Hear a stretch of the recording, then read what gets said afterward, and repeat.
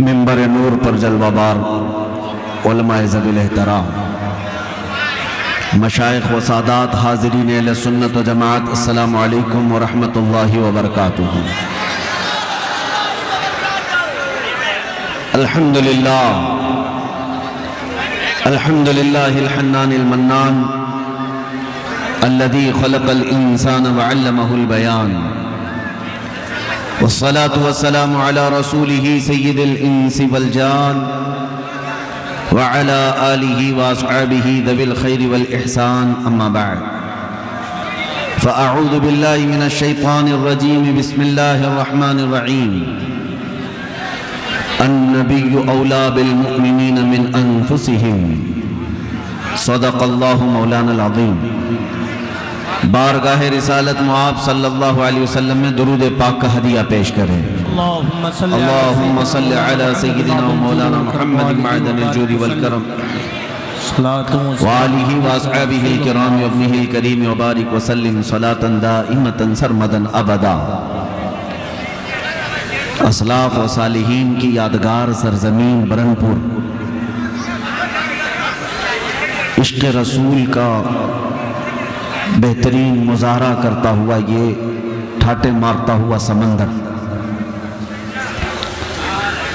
میرے عزیزوں، بڑی عزتوں سے نوازا آپ نے، علماء نے، مشائخ نے، ناظم اجلاس جو میرا تعارف کرا رہے تھے، اس کے علاوہ میرا کوئی تعارف ہے بھی نہیں۔ ہمارا اپنا نام نہیں ہے، ہماری تعریف، ہمارا انٹروڈکشن صرف اتنا ہے، یا رسول اللہ تیرے عشق کی بدولت مجھے زندگی ملی ہے، تیرے عشق کی بدولت مجھے زندگی ملی ہے، میری بات بن گئی ہے تیری بات کرتے کرتے،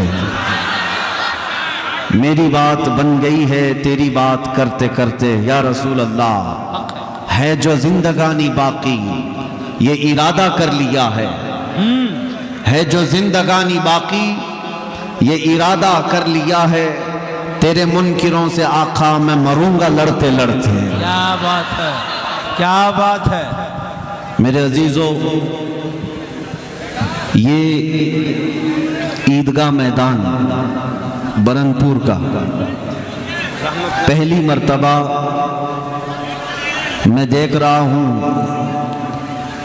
کہ رات کے وقت عید جیسا سما یہاں نظر آ رہا ہے۔ عیدگاہ میں جب میں غفیر ہوتا ہے، مجمع سب سے زیادہ عید کے موقع پر آتا ہے، لیکن دنیا آج آ کر کے دیکھے رات کے 12 بجے کون سی عید ہو رہی ہے۔ کیا بات ہے، کیا بات ہے۔ عیدگاہ میدان میں یہ کون سی عید ہے جہاں صفیں نہیں ہیں بلکہ پیر رکھنے کی جگہ نہیں ہے؟ تو میں یہ کہوں گا یہ عید اور ہے، صفیں لگا کر جو نماز ادا کرتے ہیں وہ عید اور ہے، رات کے وقت یہ کھچا کھچ بھرا ہوا سمندر جو عید پیش کر رہا ہے یہ عید اور ہے۔ یہ عید کون سی ہے؟ کیا کہنا، ہوا کا موسم بتا رہا ہے وہ زلف اپنی لہرا رہے، یہاں کا موسم بتا رہا ہے وہ زلف اپنی لہرا رہے ہیں، سواری طیبہ سے چل پڑی ہے حضور تشریف لا رہے ہیں۔ کیا بات ہے، ماشاءاللہ ماشاءاللہ، سبحان اللہ۔ یہی عید ہے سنیوں کی حقیقت میں، وہ آئیں گے آتے ہوں گے ابھی آئیں گے، یہی سوچ کے ہم نے محفل کو سجا رکھا ہے۔ حضرات میں گفتگو کو شروع کرنے سے قبل آپ حضرات کی طرف، میری عادت نہیں ہے چپ بیٹھانے کی، لیکن یہ محفل کی بے ادبی ہے، کسی دوسرے کو یہ کہنا بھی کہ خاموش ہو جا، چپ ہو جا، وہ بھی اتنا ہی اس شور میں شریک شمار کیا جائے گا۔ نہ کوئی دوسرے کو بٹھائے، نہ کسی کو چپ کرائے، خود چپ ہو جائے، سب چپ ہو جائے۔ اور سب سے پہلی چیز یہ ہے، آپ اس بات کا لحاظ رکھیں، آپ کسی نیتا کو سننے نہیں آئے، نہ ہی یہ کوئی سیاسی پارٹی کی کیمپیننگ کا اجلاس ہے، حق ہے، یہ میرے مصطفیٰ کریم کا منبر ہے۔ بے شک یہاں پر لوگ 100-200 روپے لے کر کے سننے نہیں آتے، بلکہ یہاں جو آتے ہیں وہ اپنی گردنیں میرے مصطفیٰ پر قربان کرنے آتے ہیں۔ ہم کسی کو 100-200 روپے دے کر کے نہیں بلاتے۔ دوپہر میں ہرا پٹا پہنو، رات میں لال پٹا پہنو، کبھی شام میں وہ جھنڈا لے کر کے گھومو، دوپہر میں یہ جھنڈا لے کر گھومو، نہیں۔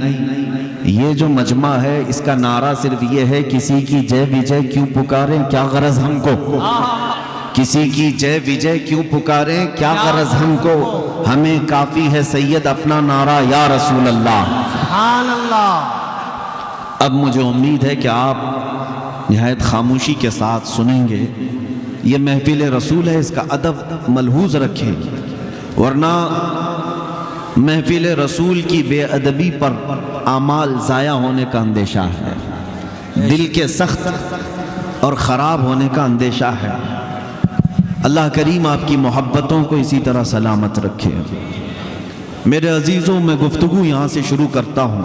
قرآن کہتا ہے کہ نبی مومنوں سے ان کی جان سے زیادہ قریب ہے، مومنوں سے ان کی جان سے زیادہ قریب ہے۔ تو اگر آج دنیا یہ کہتی ہے کہ مسلمان بچھڑے ہوئے ہیں، بیکورڈ ہیں، بہت ہی زیادہ پسماندہ ہیں، میں بھی سنتا آیا ہوں، رپورٹیں بھی دیکھتا آیا ہوں۔ آپ کو ایک بات بتا دوں جو اکثر جگہ پر میں عرض بھی کرتا ہوں، پورے ہندوستان بھر میں جو دجالی میڈیا، جس کو گودی میڈیا کہتے ہیں، ان کا سب سے بڑا ٹاپک کیا ہے؟ صبح سے شام تک سب کو پتا ہے، ہمارا نام لیے بغیر ان کی روٹی نہیں چلتی۔ ہر دن ایک ٹاپک ضرور رہے گا، مسلمان مسلمان۔ کیا وجہ ہے؟ داڑھی، ٹوپی، برقع، اذان، نماز، مسجد، منبر، محراب، مینار، مزارات، یہی سارے ٹاپکس کیوں ہیں؟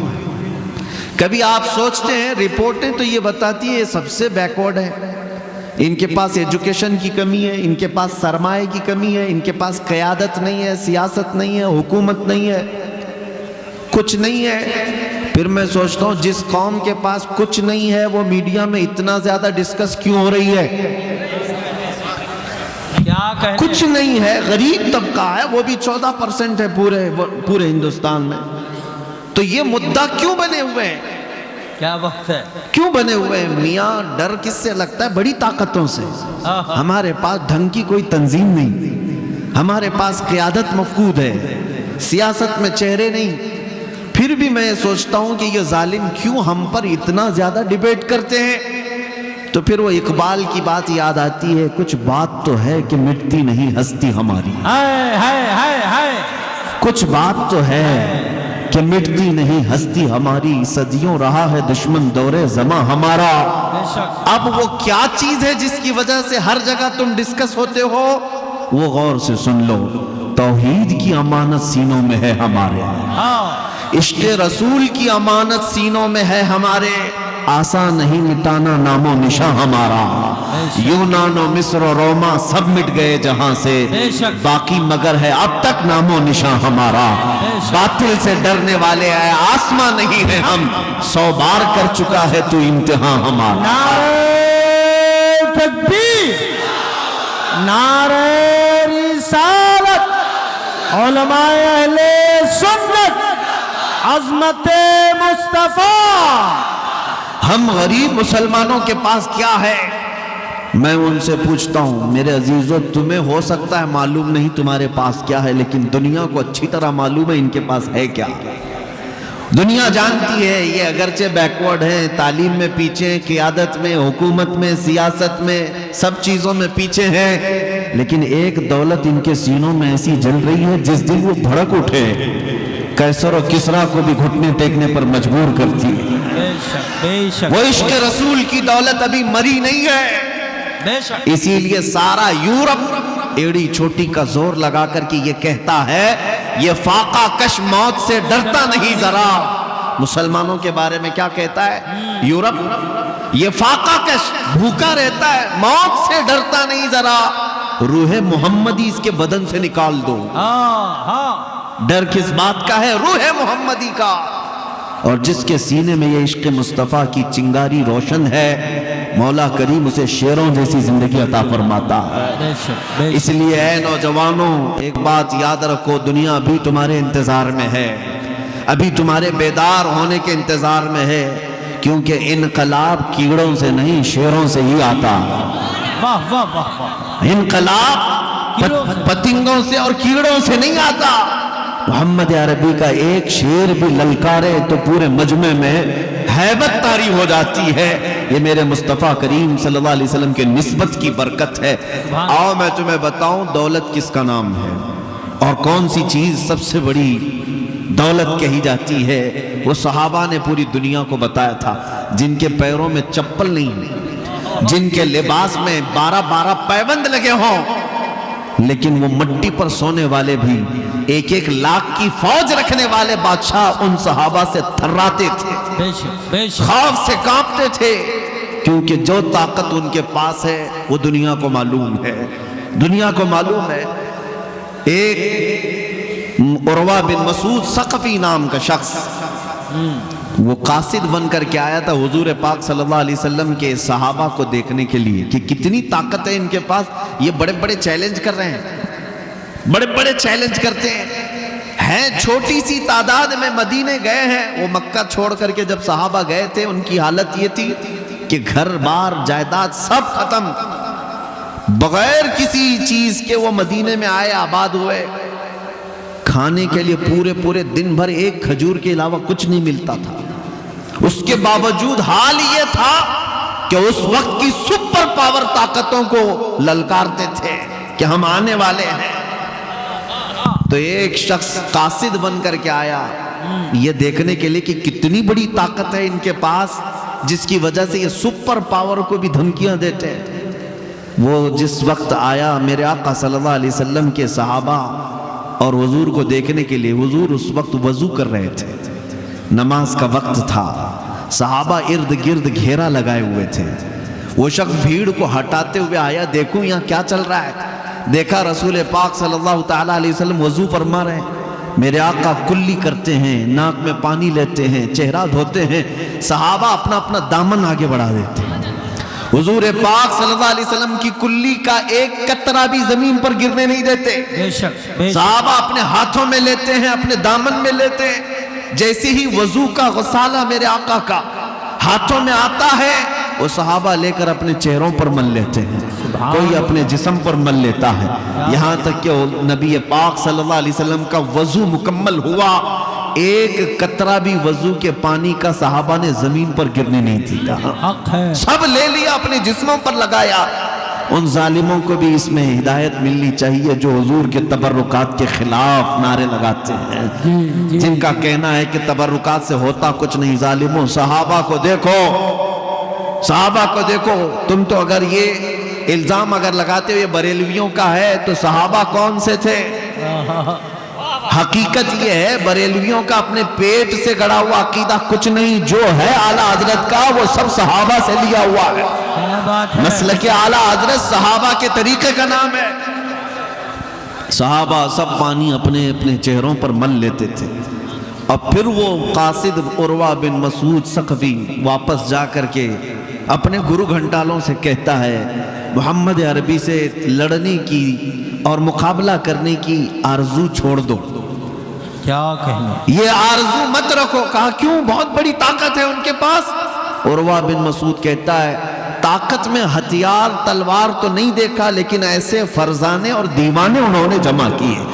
میں نے قیصر و کسریٰ کے دربار بھی دیکھے، ایسی تعظیم بادشاہوں کی بھی میں نے دنیا میں نہیں دیکھی جیسے محمد عربی کے غلام ان کی تعظیم کرتے ہیں۔ وہ ایسے کہ محمد صلی اللہ علیہ وسلم کھکار کر تھوک بھی دیں، وہ صحابہ اپنے ہاتھوں میں لے کر کے چہرے پر مل لیتے ہیں۔ اے لوگوں جو اپنے نبی کے وضو کا قطرہ زمین پر گرنے نہیں دینا چاہتے، وہ رسول کے خون کا قطرہ کب برداشت کریں گے کہ زمین پر گرے؟ اس لیے دنیا یہ جانتی تھی کہ ان فرزانوں میں جو طاقت ہے وہ عشق مصطفیٰ کی طاقت ہے، اور جب تک یہ طاقت سلامت رہی، اقبال نے سچ کہا، ان کے جو ہم غلام تھے خلق کے پیشوا رہے۔ ان کے جو ہم غلام تھے خلق کے پیشوا رہے، ان سے پھرے جہاں پھرا، پھر آئی کمی وقار میں۔